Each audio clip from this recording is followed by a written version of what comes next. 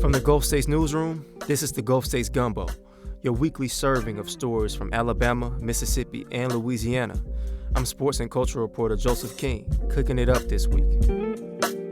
On today's show, former President Donald Trump won the 2024 presidential election Tuesday, grabbing Alabama on his way.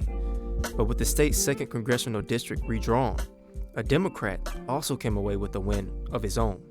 Be elected to be put in a position to go do the work. But now we got to do the work. More on the story of Alabama's 2nd Congressional District coming up on the Gulf States Gumbo.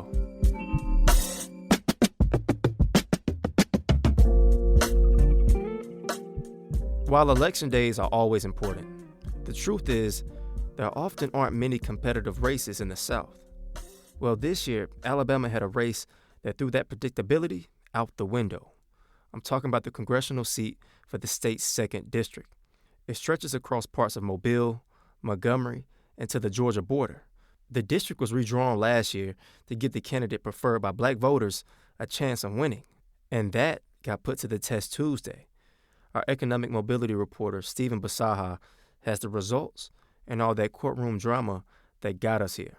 What's up, Stephen? Hey, good to be with you, Joseph. Now, the ballots still need to be certified, but Shamari Figures, a Democrat, has been called as the winner. What do we know about Figures? Well, Figures lives in Mobile. He's black and most recently worked for the Justice Department. Specifically, he was a top aide for Attorney General Merrick Garland. And Figures told our colleague Maya Miller, right before the election, that there are lots of issues he wants to address, but the top of that list is healthcare access. When we talk healthcare access challenges here, we're talking about communities not having hospitals. We're talking about communities that don't have family care physicians, communities and counties, over half of which in this district don't have pediatricians. So how we end up with all eyes on District 2 this election? It actually comes down to some pretty simple math. So, 1 out of every 4 Alabamians is black, yet for the longest time, only 1 out of the state's 7 congressional seats was majority black. So a bit of a power imbalance here. And in 2021, the state was accused of diluting black voting power over this. And federal judges ended up agreeing with the lawsuit here, and they were backed up by the U.S. Supreme Court. So ultimately, Alabama had to go back to the drawing board and literally redraw its congressional map. And I take it there's still a little bit more drama. Yeah, Alabama does not make things simple or quick. And the lawmakers, they did redraw the map, but they did it without creating a new black voter stronghold. And so this went back to court last year. And if I remember right, this is actually the day that your first day at the Gulf States Newsroom when we met. Yeah, it's crazy to think about that. I met you on those court steps. But before that, you were inside, right? What happened? Well, the judges ended up taking Alabama's lawyers to task over this and said, they're blatantly ignoring the ruling. And the judges basically plucked this power of Alabama lawmakers deciding these congressional maps away from Alabama, and the judges assigned a special master to draw a new map for Alabama, to force one on Alabama. But this 2nd district is not actually a majority black district, though. Right, yeah, which, that was what this whole battle was about. But the court's order to the special master was you got to make a 2nd district that's at least close to a majority black. And that's what he ended up delivering, something that was just under 50%, enough to give the candidate preferred by black voters a chance of winning. That's ultimately what was important. Now, that candidate, traditionally, they're a Democrat. Black voters are not a monolith, but that tends to be how it goes in a lot of the country. But again, this district is not so heavily skewed one way or another that Republicans ultimately, they still have a chance to win future races here. So even past this election cycle, this seat is likely going to be one of the most closely watched ones in Alabama and our region for a long time. And that was our economic mobility reporter, Stephen Basaha. Stephen, thanks again for coming on. Oh, it's good to talk to you, Joseph. The Gulf States Newsroom is a team of journalists working with NPR and local public media stations in Alabama, Mississippi, and Louisiana to cover the issues that matter to you. Email us, connect@gulfstatesnewsroom.org. Alabama's Black Belt is a region that grapples with food insecurity. It's an issue top of mind for residents in the state's newest congressional district.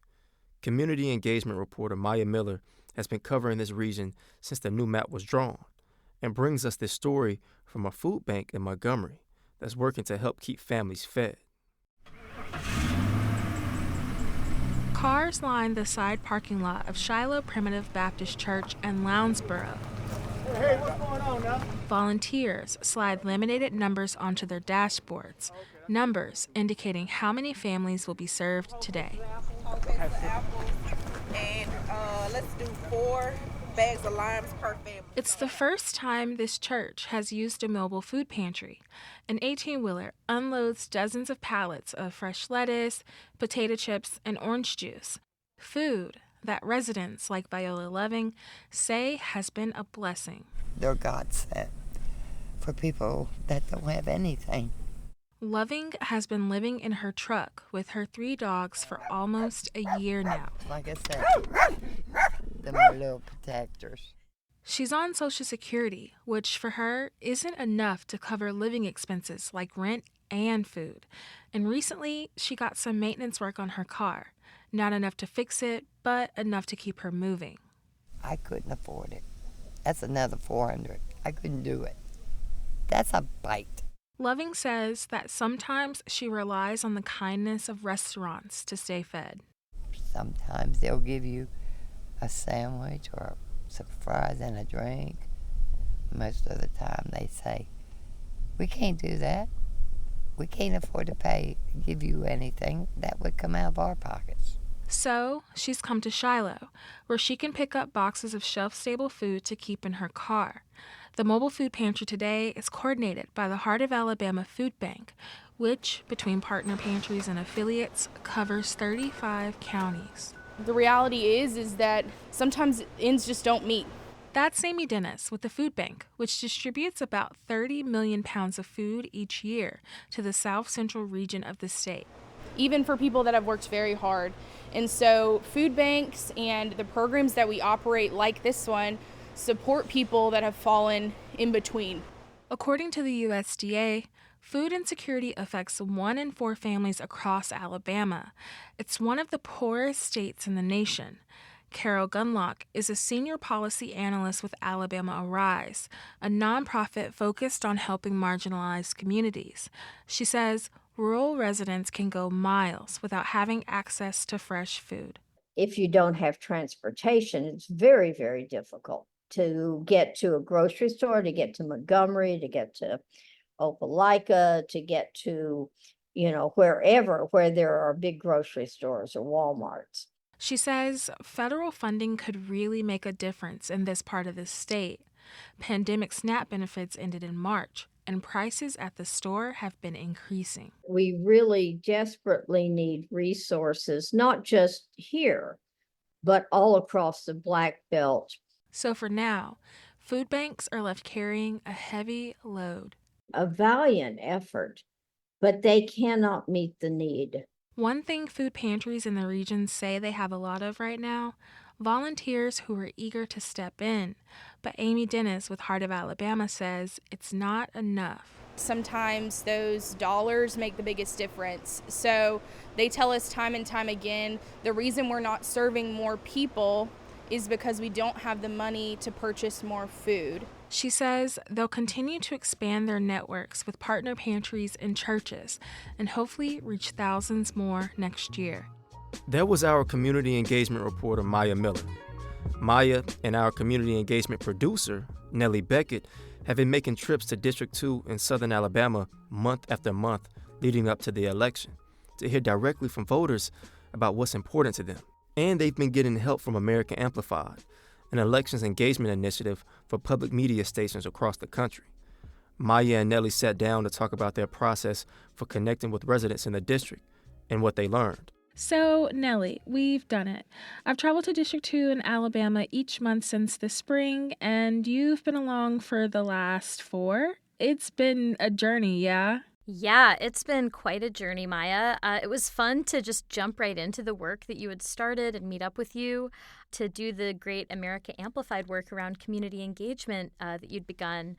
And we've been all over the state, from Montgomery to Mobile and to many of the rural counties in between that make up District 2. Yeah, so let's really talk about it. How do you approach engagement, especially in a place like District 2, where the city centers really just felt very sparse? It was great to just jump in and support you, whether that was scoping out folks to talk to or helping with video work. But engagement really has to be adapted for the environment. And in less population dense areas, like some of the rural areas we went to, it can be a challenge. So, one strategy that I wanted to talk about that I think worked really well for us was kind of a coffee shop tour of District 2. Hearing from people directly in these community gathering spaces, which can really be diverse cross sections, everywhere from the state capital to small rural towns. It was also great to hear from folks about other places they suggested we'd go to meet others. We also got feedback about changing the time of day, so that was some engagement feedback we got. Right, and it felt like everyone we met had a different idea of what the region desperately needed. What was one thing that stood out to you when chatting with folks? So, one thing that really stood out to me is that you couldn't predict the issues that would be top of mind for people. Adoption, for example, or school district quality and proximity to military bases. You have to go in with an open mind and listen to people. And a lot of folks didn't know that they had been redistricted, which surprised me and pointed to a crisis of engagement and news access, but also reminded me of the importance of the work that we do. So now that Election Day has passed, what new methods of engagement are you hoping to try out in the future? So, listening sessions are top of mind for me to hear from folks going forward. Either in person or virtually, we'd like to plan a listening session to unpack not only the results of the D2 race, but to hear from community stakeholders like voting rights activist Letitia Jackson about the issues that continue to face rural Alabama. And many of these align with Gulf States Newsroom beats. Access to affordable health care, farming communities, good jobs. So there's a real chance to hear from folks about the stories they'd like to hear and see reported. Well, Nellie, it's been so much fun sharing the road with you this year, and I cannot wait to meet back up soon. Likewise, Maya, I'll see you soon, and I'm looking forward to doing more community engagement together. That was community engagement reporter Maya Miller and community engagement producer Nellie Beckett. You're listening to the Gulf States Gumbo. And now it's time for Gulf States Gems, a series that shines a light on some of the treasures of the region. Here's our Deputy Managing Editor Tyler Pratt with this week's gem from New Orleans. At the edge of the bywater, next to the levee, railroad tracks, and an abandoned naval base sits Bacchanal. Full disclosure, I used to work there, running the door, slinging wine, and prepping meat and cheese boards. The wine bar, which has a great story of several friends who created the space years ago in an old house, is a total New Orleans gem. While you're there, order up a medley of small plates like bacon-wrapped dates, smoked fish dip, or house down some sautéed Gulf shrimp. Hang out in the creaky wooden bar upstairs, or even better, when the weather's nice, sit in the backyard, sipping wine, listening to live music, and laughing with friends and new ones. You can see pictures of Gulf States gems from the region on our Instagram. And we want to hear about a place you consider a gem. It could be anything, like a restaurant, a bookstore, a football game, or even a natural park. Send us your suggestion. Email connect@gulfstatesnewsroom.org. This week's Gulf States Gumbo was produced by me, Joseph King. Our head chef this week is Tyler Pratt, along with sous chef Priska Neely. Our theme music is by DJ Supreme. Special thanks to our partner stations, WBHM, Mississippi Public Broadcasting, WWNO, and WRKF. You can find us on your podcast feeds every Friday. Look us up and be sure to subscribe. Thanks for listening, and don't forget to stir your roux.